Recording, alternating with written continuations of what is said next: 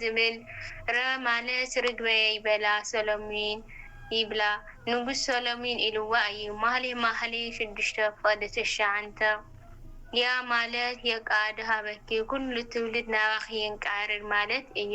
ማለት መሰአለ ወመስገደ መሰረየት ኃጢአትና አማላዲት ኃጢአትና ማለት እዩ። ከምኡ ድማ ብናይ አቦታትና ትምሰል እያ።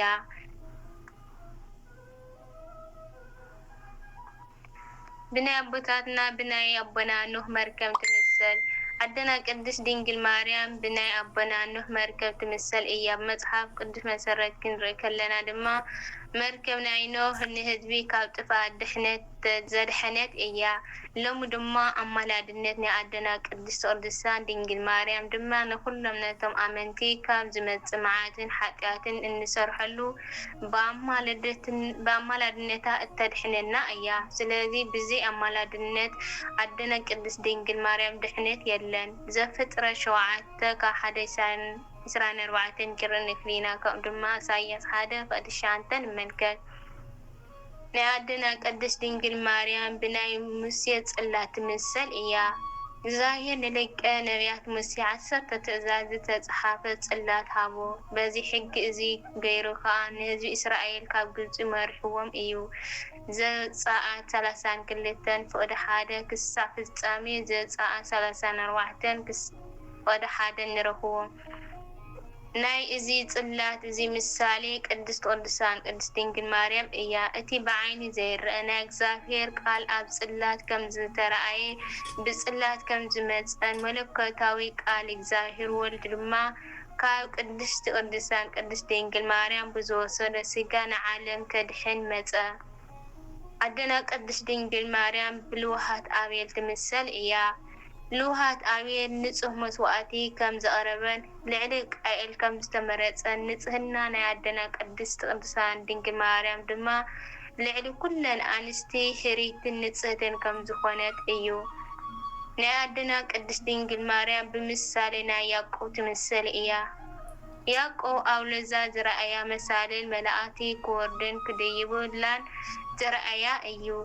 ጎይታ ድማ ንአደና ቅድስት ድንግል ማርያም ከም መሳልል ተጠቂሙ ካብ ሰማያት ስለ ዝወረደ እዩ። ዘፍጥረት 28:1-12 ንመልከት።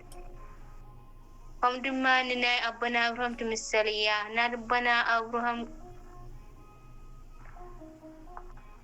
አቦና አብርሃም ግራት ድማ ትምሰል። ንአደና ቅድስት ድንግል ማርያም ብግራት ናይ አቦና አብርሃም ትምሰል እያ። ግራት አቦና አብርሃም ክልተ ስራሕ ነይሩዋ።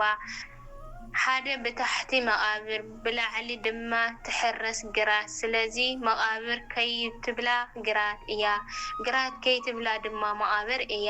ድንግል ማርያም ድማ ድንግል ከላ አዶ ከላ ድማ ድንግል ስለ ዝኾነት እያ። ዘፍጥረት 23:17-20 ንመልከት። ባርከስ ክብራት ሕዋተይ ናይ ሎማዓንቲ ቪድዮ እዚኣ ትመስል ነይራ። መሃሪት ኮይና ክትረኽብዋ በዓልቲ ሙሉእ ተስፋ እየ። እዛ ቪድዮ እዚኣ ሪኢኹም ናብ መሓዝትኩም ሸር ብምግባር ተሓባበሩኒ ኢኹም ክብራት ሕዋተይ። ላይክ ኣይትረስዑ ኢኹም ላይክ ኣግበሩለይ። ኮመንት ርእይቶኹም ኣቐምጡለይ። ርእይቶኹም ኣቐምጡለይ ብትትውን ርእይቶ ድማ ብጣዕሚ እየ ዘመስግን፣ ብጣዕሚ እየ ዘኽብረኩም ክብራት ኣሕዋተይን ኣሓተይን። ብትትውን ርእይቶታት ዕግብቲ እየ። ካብዚ ንዓቐብ ጠንኪረ ንኽሰርሕ ከዓ ናይ እግዚአብሔር አምላክ ፍቃዱ ይኹን። መሃራይ ኣዘናግዓይ ዘበልክዎ ቪድዮ ሒዘ ንኽመጽእ እግዚአብሔር አምላክ ይሓግዘኒ። ክብራት ሕዋተይን ኣሓተይን እና ናይ ሎማዓንቲ ቪድዮ እዚኣ ትመስል ነይራ። ላይክ ጀመርዋ ኢኹም መጨረሻ ከዓ ኮመንት ተቕምጡ ኢኹም መጨረሻ ሰሚዕኹምዋ ተኾይንኩም ይፈትወክም እየ ንኹለኹ ንሕና እውን ንፈትወክ ኢና ኢልኩም ፀሓፍለይ። እዛ ቪድዮ እዚኣ እስካዕ መጨረሻ ተሪኢኹምዋ ማለት እዩ። እና ብዘለኹምዎ እግዚአብሔር አምላክ ሰላምኩም ብዝሕዝሕ ይበለለይ። ካሊእ ግዜ ብካሊእ ትሕዝቶ እስካዕ ዝመጽእ ብዘለኹምዎ ዝመሽልኩም ሎ ሰናይ ለይቲ ዘወግሐልኩም ለለ ብሩኽ መዓልቲ እናበልኩ እናወልኩ لنوم عند نورنا تصنعيت أوزيها كسانة وتكمية كورات حواتي إنا بعلتنا نوعلتنا نتوابعي بك أخذكم لدلي بتلي يتيب لكن كورات حواتي أقداير عامل لخط صنعاتو تعقستو يعدلكن أسرح خوينغا يوتيوب بتعمل يخبيد بعلي سلال الرأخوا زي يوتيوب لي ولا جالسة وكسكر لي كردال كاي خليه جن بعلتنا يوتيوب لنا كرات حواسي جين سساتنا تخائلنا تحققيزنا إنا نعبي نا بأمنات تبعات حب حيزنا بعلتنا لو علتنا نقالس እግዚአብሔር أملاخ كأي حق زنا وانو እግዚአብሔር أملاخ تحقيزك كان እግዚአብሔር أملاخ طلت تحويس وي كله أفت تدليو أفت تمنيو ختبصح تدلما እግዚአብሔር أملاخ هاو زريانا يكون